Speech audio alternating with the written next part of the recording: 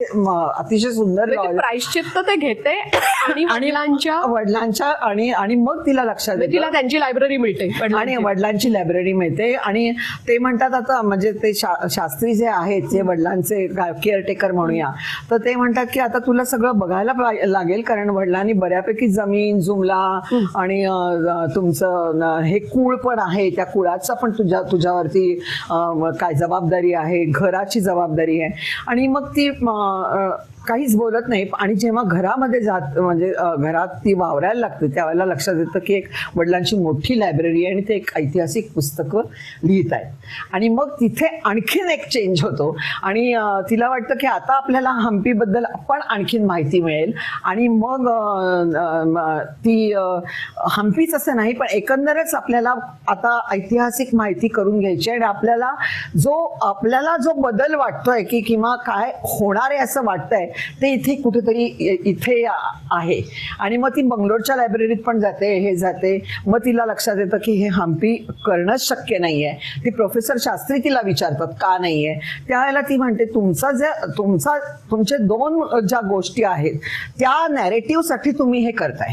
पहिली गोष्ट म्हणजे तुम्हाला असं वाटतंय की विजयनगर हे साम्राज्य हम्पीचं म्हणजे हे इतकं फ्लरिश झालेलं होतं त्याच्यामुळे की त्यामुळे श्रमिक चिडले आणि त्यांनी मुसलमानांची काय मदत घेतली आणि त्यांनी ते उद्ध्वस्त केलं. तर ती म्हणते की इंडस्ट्रियल रेव्होल्युशन नंतरचे जी काय क्रांती झालेली आहे किंवा काय झालेलं आहे ते 12व्या-13व्या शतकामध्ये हे हम्पीचं झालंय. ते कसं बसून चालेल की ते श्रमिक तेव्हा उठले आणि हे झाले. हे नंतर झालंय ना सगळं. इंडस्ट्रियल रेव्होल्युशन नंतर जर 12व्या-13व्या शतकामध्ये जे अत्यंत धर्माच्या बाबतीत किंवा देवाच्या बाबतीत इतके हे होते ते कसं काय आलंय. मग दुसरं नॅरेटिव्ह आहे की शैवानी वैष्णवांना फोडलं, वैष्णवांनी हे पडलं. हे पण ती म्हणाली नाहीये कारण मग ती सगळं पूर्णपणे ते हम्पी टू होस्पेट ती जाते, सगळे बघते. आणि मग तिला असं लक्षात येतं की जेवढी शिवालयं मोडली आहेत तेवढीच विष्णूची मंदिरे मोडली आहेत, जेवढी विष्णूची मंदिरं उद्ध्वस्त झाली आहेत तेवढी शिवांची केलेली आहेत. आणि मग ही कोणी केली. आणि आता आज ते सगळंच उघड आहे की त्यावेळेला मी म्हणजे डेक्कन सुलतान. मी इथे थांबेन. इथे म्हणजे विषय असा आहे की हा जो काही क्रम आहे किंवा हे हिस्टॉरिकल फुटप्रिंट आहेत हे तिला वडिलांच्या लायब्ररीत गेल्यावर कळतं. आणि त्याच्यानंतर ती पुन्हा ते रिलीव्ह करायला जाते. थोडक्यात कुठेतरी त्या क्षणी तिला ते जाणवतं की वडिलांनी तेव्हा का म्हटलंय की तुझ्या पोटी जन्माला येणारा मुलगा पुन्हा लिंक म्हणजे मुलगा मुलगी ते लिंक तिथे होतं की तिला तिथे रिअलायझेशन व्हायला लागतं की वडिलांनी आपल्याला कसं वाढवलं किंवा त्यांनी काय आपल्याला अगदी ही लिंक ही तिथे लागते. आणि तिथनच पुढे तिचा स्वतःचा एक त्याच्या कथानकाचा पुढचा प्रवास सुरू होतो की हाही जाणीव झाल्यानंतर म्हणजे पुन्हा इथे मुद्दा इथे स्पर्श करेन या मुद्द्याला की जे एस एल भैरप्पांचं उद्दिष्ट होतं की हिस्ट्री ही तिच्या फॅक्ट सकट सांगा, स्वतःच्या सोयीने त्याचा कालखंड इकडे तिकडे करू नका. म्हणजे चळवळीमध्ये अडकून त्या चळवळीला काय म्हणायचं आहे ते सांगण्यापेक्षा सुद्धा हिस्ट्री काय घडलेली आहे याचा नीट लॉजिकली सगळ्या बाजूने विचार करा, पुरावे द्या त्याच्यासाठी. म्हणजे प्रचंड पुरावे गोळा करते. मी असं म्हणेन कुठेतरी तिच्या वडिलांचं जे व्यक्तिमत्व आहे ते कुठेतरी मी असं म्हणेन की त्यातला एक अंश एस एल भैरप्पांच्या जवळ आहे. म्हणजे त्यांचं म्हणणं काय आहे, फॅक्ट समोर ठेवा, जो तो आपापलं ठरवेल ना. हो बरोबर आहे. तुम्ही तुमचं सत्य घ्याल, मी माझं सत्य घेईन, पण फॅक्ट डिस्टॉर्ट करून ठेवू नका, फॅक्ट मोडून ठेवू नका, फॅक्ट तुम्ही तसंच ठेवा. बरोबर हे या पुस्तकात म्हटलंय. जे तिचे म्हणजे लक्ष्मीच्या वडिलांना जे म्हणायचं होतं, जे शास्त्रींचे वडील पण त्याच्यात म्हणत होते ते येतं संपूर्ण. फक्त मॉडर्न एज्युकेशन घेतलेले शास्त्री आणि लक्ष्मी काहीतरी वेगळे मार्ग घेऊन चाललेत आणि तिला ते रिअलाइज झालेलं आहे. तो मार्ग घेताना कुठेतरी ती स्टंबल पण झाली आहे. हो. आणि म्हणजे आपला जो वाद आहे मार्क्सवाद किंवा काय, तो वाद सिद्ध करण्याकरता विवेकवाद विसरायचा का, हे असं हे महत्त्वाचं आहे. आणि कुठेतरी हे पुस्तक आपल्याला जे म्हणजे सनातनचा जो मूळ आहे त्याच्या तत्वाशी पण नेतं. ते तत्वज्ञान म्हणजे मला मुळीच त्याच्यामधलं धार्मिक कर्मकांड धर्म म्हणत नाही, पण पण जे त्याच्यात जे तत्वज्ञान, वेदांतातलं जे तत्वज्ञान आहे त्याच्या मुळाशी आणि येऊन आणि ते ठेवतं. नक्कीच तत्व, आणि भैरप्पांच्या सगळ्या कादंबऱ्यांच्या मध्ये कारण ते तत्वज्ञानचेच प्रोफेसर होते, त्याच्यामुळे ते तत्वज्ञानाचं काय म्हणतात आवरण असल्यामुळेच ते जीवनाच्या गाभ्यापर्यंत पोहोचतात. म्हणजे मी गोष्ट पुढे नेण्यापूर्वी हे वाक्य जरूर नमूद करेन की ह्याच्यातनं पण ते येतं की ते जे तत्वज्ञान आहे ते लिमिट करणार नाहीये, ते लिमिटलेस आहे. लिमिटलेस आहे. अगदी अगदी. आणि जेव्हा की तुम्हाला वाटू शकतं ते लिमिट करणार आहे, कारण तुम्ही कदाचित जास्त वाचलं नसेल. आणि मग ते वाचायला म्हणजे ते पुरावे गोळा केलेले नाहीये. पुरावे गोळा करण्यापेक्षा तुमचं म्हणणं काय आहे, की तुमच्या चळवळीचं म्हणणं काय आहे, ते जास्त तुम्हाला सांगायचं. आणि मग त्याच्याकरता फिरवी करायची.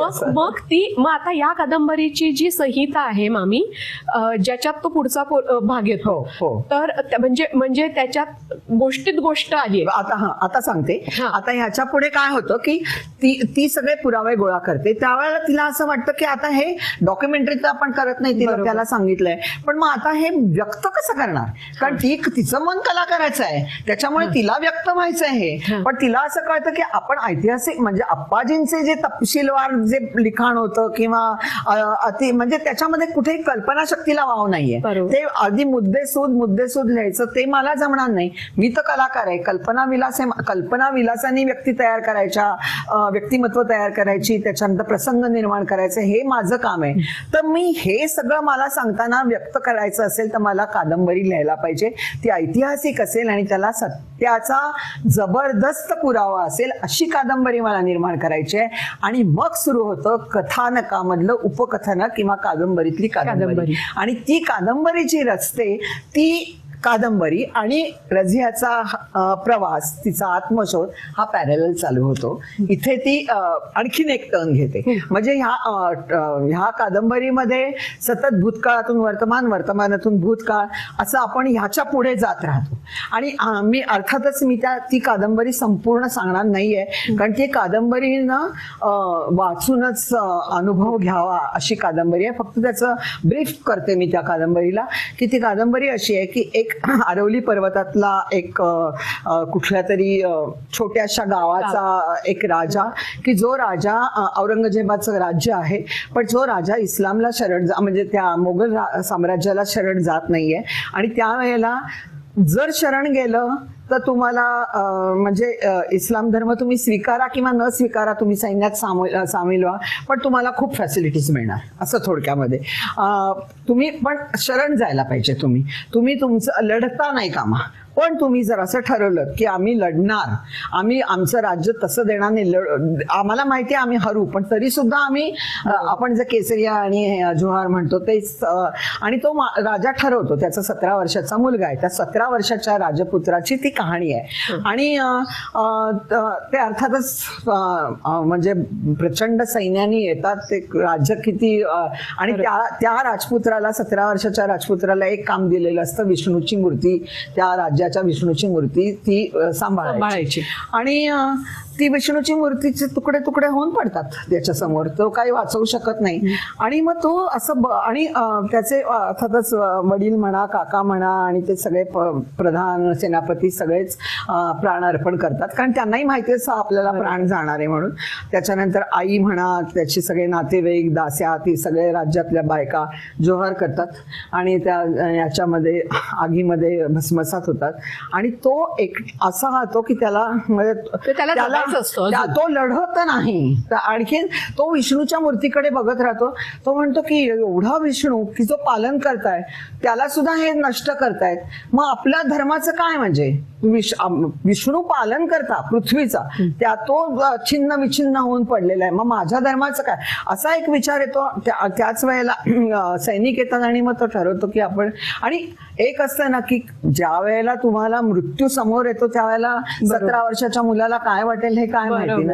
त्याच्यामुळे दरवेळेला हर हर करून लढू शकतात. म्हणजे ते पात्र असं आहे मामी की आपण जे इतिहासांमध्ये कायम बघितलं आलं की लोकांनी लढून जीवदान दिलं किंवा शहीद झाले जे आपण म्हणतो, तर त्यातले काही लोक असे पण होते की जे शहीद होऊ शकले नव्हते, किंवा त्यांनी ती हिंमत घेतली नव्हती, किंवा त्यांनी आत्महत्या केली नव्हती. बरोबर आहे. आणि ते कॅरेक्टर असं आहे की असे जे गेले नाहीत त्यांचं पुढे काय झालं, त्यांचं पुढे काय, आणि त्यांची आयुष्यात म्हणजे त्याला आपण संघर्ष म्हणूया किंवा त्यांनी इमॅजिन केलेलं आयुष्य, त्यांच्या समोर आलेलं आयुष्य काय होतं, ही सगळी कहाणी आहे ती. आणि प्रातिनिधिक असली तरी सुद्धा त्या कहाणीला सगळा म्हणजे इतिहासाचा बेस आहे, हिस्टॉरिकल फॅक्ट्स आहेत त्याला. हा, म्हणजे ही जरी कहाणी तिने त्या एका राजकुमाराची कहाणी लिहिली असेल तरी त्याला हिस्टॉरिकल फॅक्ट्स आहेत. आणि मला ना मामी ती कहाणी वाचताना असं वाटलं की अरे हा विचारच केला नव्हता असं पण घडलं असेल. कारण आपण कायम लढाईच्या गोष्टी करतो, म्हणजे आपण पॅरलल बाजूला पडलेल्या लोकांच्या गोष्टी आपल्यापर्यंत पोहोचल्याच नाहीत. ते त्या पॅरलल लोकांचं काय झालं हा हे महत्वाचं आहे, त्या कहाणीत खूप आलंय. आणि त्याहीपेक्षा म्हणजे माझ्यासाठी अजून एक शॉकर असा होता, म्हणजे मी जेव्हा हे वाचलं तेव्हा मला त्यातला शॉक असा वाटला की मला ना हा प्रश्न मामी नेहमी पडायचा. म्हणजे आता आपण काय बघतोय, आपण टीव्ही नंतर म्हणजे सिनेमा किंवा टीव्ही चॅनलवरच्या ज्या मालिका आहेत त्या, आणि मग त्याच्यात ना असे ते जे तृतीयपंथी खूप, मला नेहमी असा प्रश्न पडायचा की हे एवढे कसे आहेत. म्हणजे तिथे वावरताना दाखवलेले, ठीक आहे पुन्हा आपण त्याच्यात असं म्हणू सिनेमॅटिक लिबर्टी. आजच्या काळात मला जिथे तिथे नाही ना दिसत, तिथे तर सगळीकडे ते दिसतात. आणि समहाऊ हे कथानक वाचल्यावर किंवा त्या राजकुमाराचा प्रवास वाचल्यावर तेच सांगते की तो राजकुमार हा एका राजकुमारापासून दुसऱ्या सरदाराकडे जातो, दुसरा सरदार त्याला मुस्लिम करतो. पहिली गोष्ट म्हणजे त्याला मुस्लिम करतात, तो एक विधी संपूर्ण.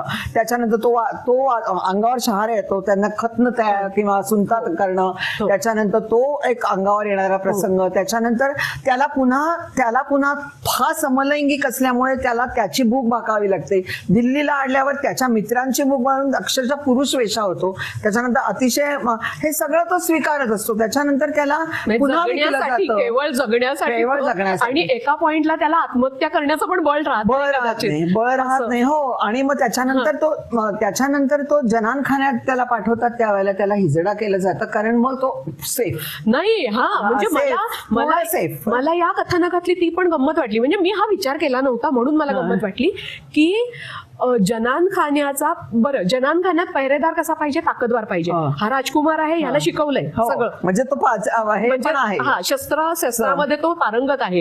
आणि पण तो बायकांच्या रक्षणासाठी जाताना म्हणून त्याला त्याचं पौरुषत्व नष्ट करायचं, आणि तो पौरुषत्व नष्ट करण्यास त्याच्यामध्ये सुद्धा जास्त वाचत नाहीत. आणि जे वाचतात त्याला मग हे काम करायचंय त्या पौरुष, कारण त्यावेळेला कुठे एवढ्या सर्जरीज असणार.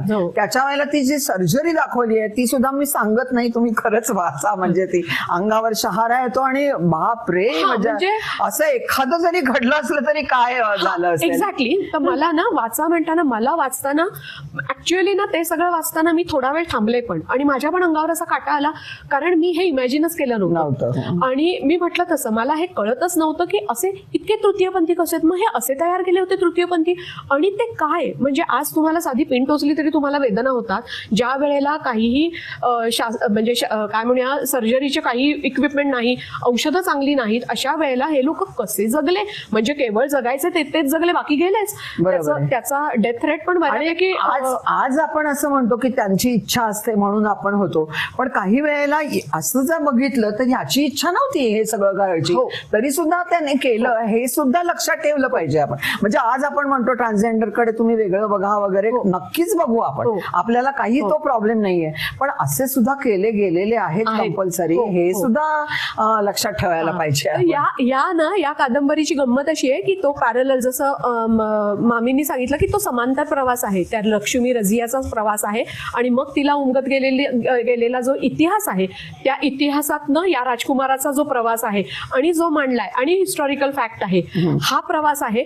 आणि शेवटच्या टप्प्यात येताना हा प्रवास पुढे पुन्हा हा आता तो अशी ती कादंबरी आणून ठेवते की आता तो औरंगजेबाच्या दरबारामध्ये असलेल्या धाकट्या राणीच्या जनानखान्यात गेलेला आहे आणि आता औरंगजेबाने फरमान काढलेलं आहे की काशी विश्वेश्वराचं मंदिर उद्ध्वस्त करायचं आणि तिथे एका इतिहास तज्ञाच्या मार्फत त्यांनी याला कळतं आणि मग तिथे तो ठरवतो की अजूनही काही झालं तरी मी मुस्लिम मनानी होत नाहीये, कदाचित काशी विश्वेश्वराचं मंदिर उद्ध्वस्त झाल्यावर मी होईल, कारण त्याला सुद्धा आयडेंटिटी क्रायसिस आहे, त्याला सुद्धा आयडेंटिटी की मी कोण आहे म्हणून. त्याच्यामध्ये आणखीन काही गोष्टी घडतात ते आपण नको सांगायला हे होईल, त्याच्यामुळे त्याला तर पुन्हा वाटायला लागतं की नाही म्हणजे मी पण मग काय हे डायलेमामध्ये जातो तो काय मी म्हणजे म्हणून मग तो ठरवतो नाही काशी यांच्या बरोबर आपण जायचं आणि काशी विश्वेश्वराचं मंदिर उद्ध्वस्त होताना बघायचं, मग आपल्याला कदाचित असं वाटेल की हा खरंच हे आहे तसं, आणि तो जातो आणि मग तिथे ती पुन्हा कादंबरी थांबवते आणि पुन्हा ती इकडे येते. मग इथे मग तिचे चालू आणि इथे सगळ्यात आता झालेलं असतं ते म्हणजे तिच्या नवऱ्याने दुसरं लग्न केलेलं असतं, दुरावा आलेला असतो एकदा, तर तो असं म्हणतो आणि तो घटस्फोट न घेता तो दुसरं लग्न म्हणजे हिच्याशी घटस्फोट झालेला नाही त्याला, पण त्याला घेतलेला नाहीये त्याला, कारण त्याला त्याच्या धर्माने ती ही आहे परमिशन आहे. तेव्हा ती विचारते की तू दुसरं लग्न का केलंस, ती विचारते. तेव्हा तुला तलाक दिलेला नाहीये. मग ती म्हणते म्हणजे काय समजायचं मला अजून तिसरं सोयीस्करित्या साम्यवाद बाजूला पडतो आणि तिथे म्हणजे थोडक्यात कन्व्हिनियंटली आपण वापरतोय गोष्टी रिलिजियस किंवा साम्यवाद असं पण आहे म्हणजे म्हणजे त्याला कलेसाठी साम्यवाद हवाय का आणि आपल्या पर्सनल लाईफ साठी सोयीसाठी आहे तर त्याच्यामध्ये हिपोक्रसी इव्हन प्रोफेसर शास्त्रींच्या याच्यात वागण्यात दिसते. ते तर मला ना मामी एक वाक्य मगाशी आपण चर्चामध्ये पण आलं, तिच्या मुलाला स्थळ मिळत नसतं किंवा त्याला मुलगी मिळत नसते. ते सांगते आणखी म्हणजे आता मी हिच्याकडे येते त्याच्यामध्ये मुलगा येतो मुलाला कळतं की बापानी दुसरं लग्न केलेलं आहे, त्याच्यामुळे त्याला तसं म्हटलं तर बंगलोरमध्ये राहत नाही, येतो हिच्याकडे गावामध्ये, कारण आता ही गावातच सेटल झालेली आहे. आणि तो जे त्यांचे दोघांचे जे संवाद आहेत ना ते सुद्धा पुन्हा वाचण्यासारखेच आहेत आणि हसावं का रडावं कळत नाही. त्यावेळेला ती असं म्हणते की तो म्हणतो म्हणजे मी तिला कळतं पूर्णपणे हा मुस्लिम झालेला आहे. आणि त्याचं म्हणणं असं काय की बघ भारतात आल्यानंतर मला काय दिसतं की सगळी रोगराई अस्वच्छता आणि हे का, कारण तुम्ही अनेक देवांना मानतात. तिकडे सौदीमध्ये एकाच म्हणजे त्या गल्फ ह्याच्यामध्ये एकाच देवाला मानतात आणि म्हणून तिथे पेट्रोल तयार झालं. असं त्याचं म्हणे ते सगळा प्रदेश संपन्न का झाला, कारण तिथे पेट्रोल आहे. एका पेट्रोलच्या नुसतं एक काय थोडीशी किंमत वाढवली तर सगळं जग आपण बघतोच होता, जग अस्वस्थ होतं. पण मग ती म्हणते अगं अरे तू पेट्रोकेमिकल इंजिनियर आहेस, MBA आहेस, तुला माहिती पाहिजे हे पेट्रोल कसं तयार झालं भूमी भागात, तर तो भूगर्भ तिथेच का झाला असं जेव्हा विचारतो तेव्हा ती म्हणते की बस आता पुरे याच्यामध्ये एका पॉइंटला कुठेतरी तात्विक चर्चेच्या पल्ल्यात तिथे तुम्ही वैज्ञानिक दृष्टिकोनच राहिलेला नाहीये याच्यामध्ये. ती समजायचा प्रयत्न करते अरे म्हणजे ही गोष्ट आहे ही अहंकाराची नाहीये का, आपल्याकडे बघ अनेक देव आहेत, ते देव हसतात रडतात हे करतात, देवात माणूस आहे माणसात देव आहे, त्याच्यानंतर अनेक पंथ आहेत, बौद्ध धर्मापासून जैन धर्मापासून सगळे त्याच्यात आपल्यातनं शीख ह्याच्या आपल्यातनं निर्माण झाले आहेत, कोणी कोणाला हे केलेलं नाहीये, प्रत्येकाची चर्चेचा विषय आहे. इव्हन आपल्यातलं नास्तिक सुद्धा असू शकतो आणि नास्तिकाचं काय म्हणणं आहे ते सुद्धा आपण घेतो, इतका फ्लेक्झिबल आहे. तू तो स्वीकार असं मी म्हणत नाहीये, पण हे पण आहे हे लक्षात घे. म्हणजे आम्ही जसं म्हणतो की आम्ही सुद्धा मुस्लिम धर्म आहे आणि त्याच्यातले खूप चांगले लोक आहेत, आपले सुद्धा मित्रमैत्रिणी आहेत त्याच्यामध्ये, पण हे सुद्धा तू लक्षात घे.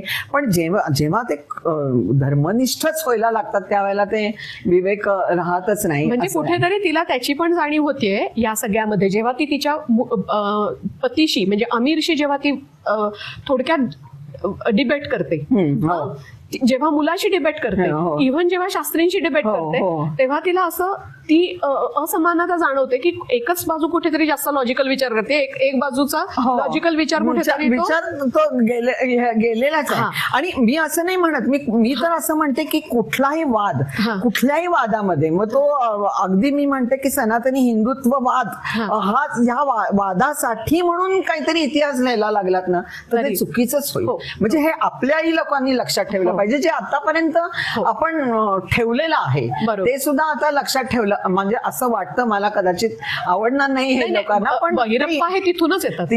म्हणजे भैरप्पा हे त्याच आणि वैचारिक बैठकीतून थोडस हे होईल, पण भैरप्पांनी ज्या आधीच्या कादंबऱ्या आहेत त्याच्यामध्ये कुठेही हिंदुत्वाचे म्हणजे जे चुकीचं आहे त्याच्यावरती भरपूर ताशेरे ओढलेले आहेत. असं नाहीये की पण ते ताशेरे ओढले तेव्हा कोणी बोललं नाही, पण हे झाल्यानंतर मात्र ते चिडले भैरप्पांच्या वरती. हा एक आणखीन म्हणून ना तो हिपोक्रसीचा भाग झाला मला. आता आपल्या म्हणजे कारण काय ना याच्यावरनं आतापर्यंतच्या चर्चा ऐकून तुम्हाला, गप्पा ऐकून तुम्हाला असं वाटलं असेल की हे संपत नाही आणि ते न संपणारच आहे प्रकरण.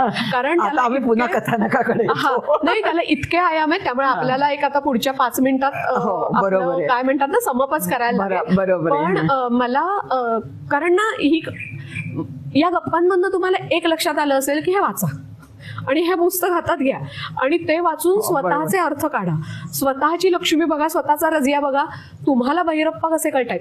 कारण मामींशी बोलताना मला एक लक्षात येत होतं की मामी भारावलेल्या आहेत आणि ऑब्व्हियसली मी जेव्हा वाचायला सुरुवात केली तेव्हा माझंही भारावणच होतं.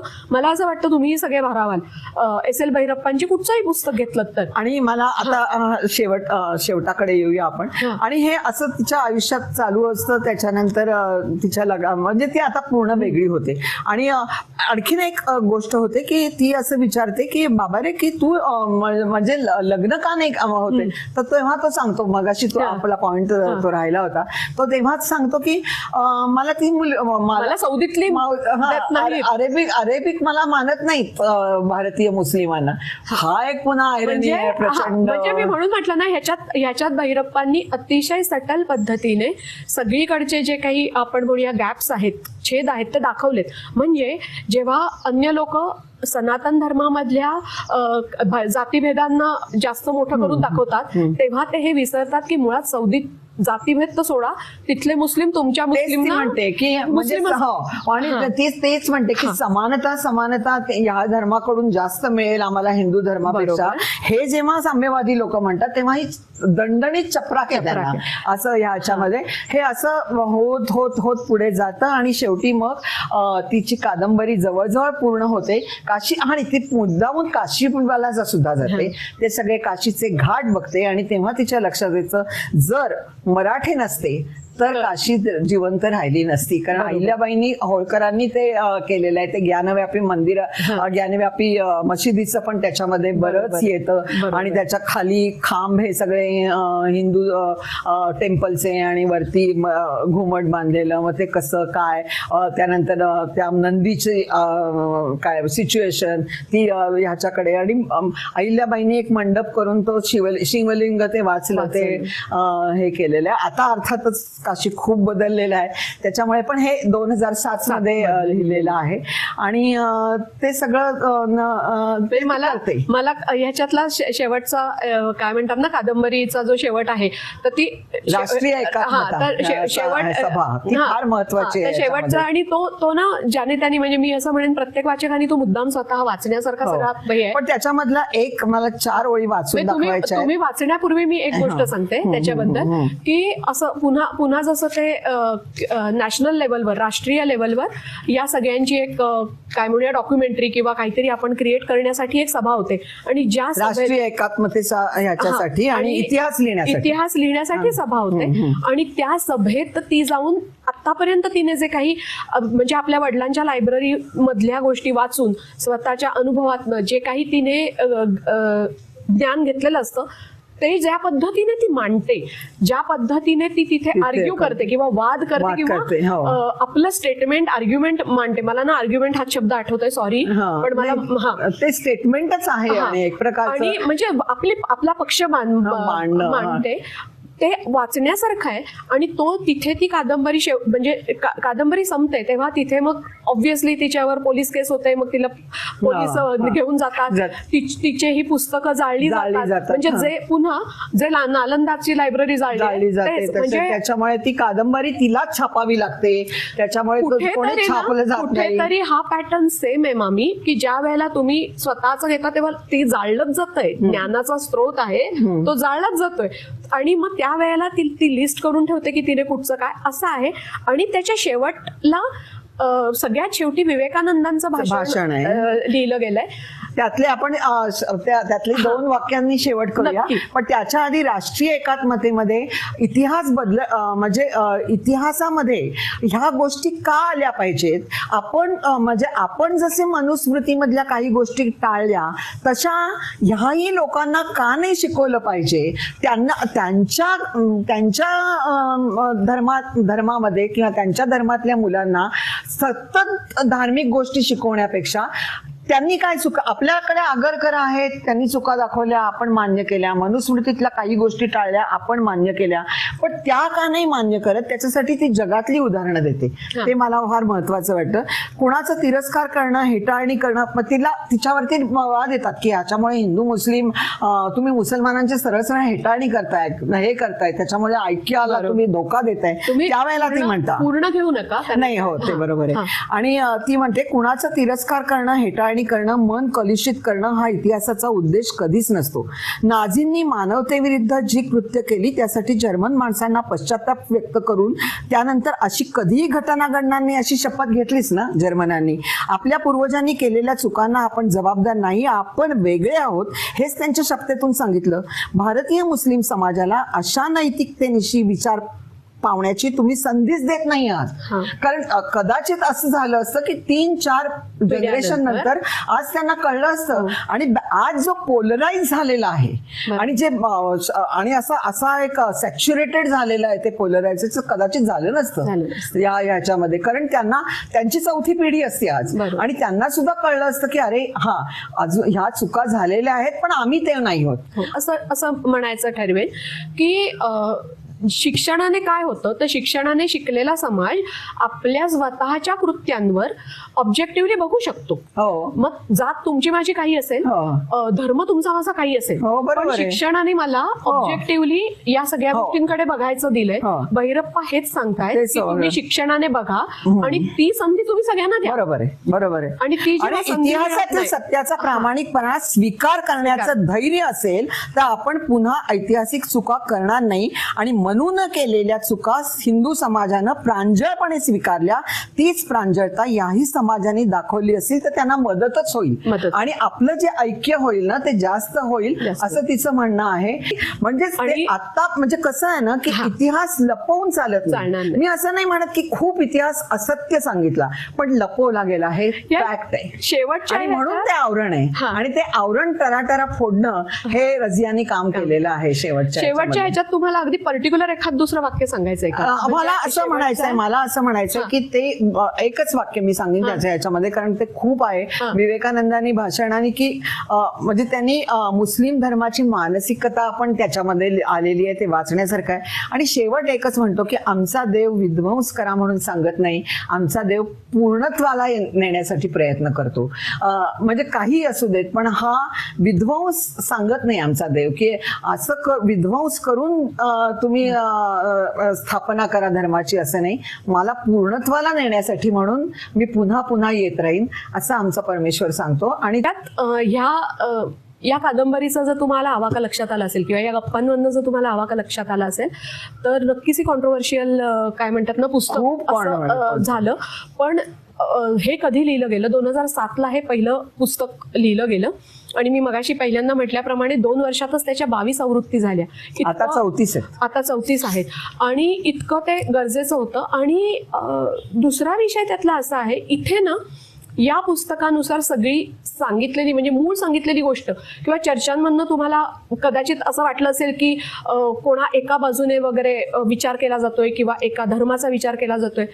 तर मुळीच नाही. या पुस्तकाचा विचार अशा पद्धतीने आम्हीही वाचताना आणि चर्चा करताना अशा पद्धतीने करतोय की जे सत्य आहे ना ते सत्य लपवू नका. तो प्रत्येक जण आपापल्या पद्धतीने ते सत्य घेईल.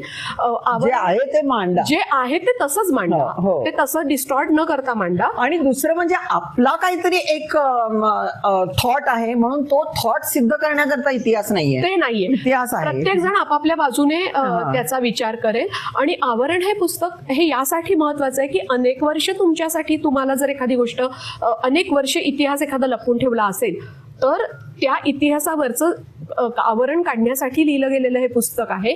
आणि इथे लेखक सुद्धा म्हणजे त्यावेळेला त्यांच्यावर सुद्धा बरेच काय म्हणूया हल्ले झाले, खूप हल्ले झाले या पुस्तकानंतर. पण हे पुस्तक या पद्धतीने डोळसपणे बघण्याची गरज आहे. आणि म्हणून त्याचं आवरण नाव असंच आहे की त्याच्यावरचं आवरण काढा तुम्ही आणि या विषयाकडे या पद्धतीने बघा. शेवटी या मातीतलं, या देशातले जे काही आपण सगळे नागरिक आहोत ते कशा पद्धतीने, लोक आपल्याला कसे बघतात आणि आपण त्याच्याकडे कसं बघतोय, हे आवरण काढून आपण या विषयाकडे बघण्याची गरज होती. असंच लेखकाचं त्या पुस्तकाबरोबर. एस.एल. भैरप्पा हे अत्यंत महत्वाचे कादंबरीकार आहेत. साहित्यिक म्हणून मला सांगावं, म्हणजे साहित्याचा अभ्यासक म्हणून मला सांगावं असं वाटतं की एस.एल. फिक्शनल कादंबरी नाही ही कादंबरी लिहिताना त्याच्यामध्ये जसं फिक्शनचा वापर केला गेलाय तसाच त्याच्या मागे संदर्भ सूचीचा वापर केला गेलाय की ज्याच्यामुळे तुम्ही यातल्या सगळ्या फॅक्ट्स बघू शकता. जवळजवळ ह्या कादंबरीत सुद्धा त्यांनी जवळजवळ 134 संदर्भ दिले. रादर आपण ते जर सगळे संदर्भ म्हणजे हे जर अभ्यासक म्हणून जर तुम्ही करायला गेला असतात तर कदाचित ती बोर झाली असती. आणि म्हणून या कादंबरीमध्ये अत्यंत खुबीने अभ्यासक आणि कादंबरी अशा या दोन्हीही गोष्टींचा वापर करून ती कादंबरी लिहिली गेली आहे, ती मांडली गेली आहे. म्हणजे फिक्शन आणि नॉन फिक्शन अशा पद्धतीने ती मांडली गेली आहे. आणि जरूर वाचा. आणि ही वाचन केल्यानंतर तुमचे जे काही स्वतःची तरंग आहेत ते तसेच राहू द्यात. आणि कॉमेंट्स मध्ये नक्की सांगा. आणि आपण भैरप्पांच्या अन्य कादंबऱ्या पण चर्चेला पुढे घेऊ यथावकाश. आणि तुम्हाला ही चर्चा कशी वाटली सांगा. आणि जरूर पुढे म्हणजे दुसऱ्या कुणाला जर तुम्हाला वाटलं रेकमेंड करावा तर जरूर पाठवा. आणि मामी आणि उमा कुलकर्णींचे आपण आभार मानूया. म्हणजे त्यांनी हे केलंय, संवाद केलाय म्हणून मी काही वाचू शकले नसते. आणि हो, आणखीन ते जवळजवळ 8-9 कादंबऱ्या त्यांनी, माझ्यावर 10 सुद्धा असतील, मला आता आठवत नाहीये, पण जवळजवळ 10. आणि उपकार आहेत त्यांचे आपल्यावर, खूप उपकार आहेत. तर त्याच्यामुळे कसं वाटलं कळवा. आणि मामी धन्यवाद. थँक्यू. नमस्कार. आणि स्वप्ना तुझी पण खूप खूप धन्यवाद. मी खरं सांगते, पॉडकास्ट असा मी पहिल्यांदा केलेला आहे. आणि माझी सून आहे आणि मी तिची सासू आहे, पण असं आमचं नातं नाहीये. ती मला मामीच म्हणते आणि तिच्या नवऱ्याची आम्ही मामा मामी आहोत. धन्यवाद. धन्यवाद.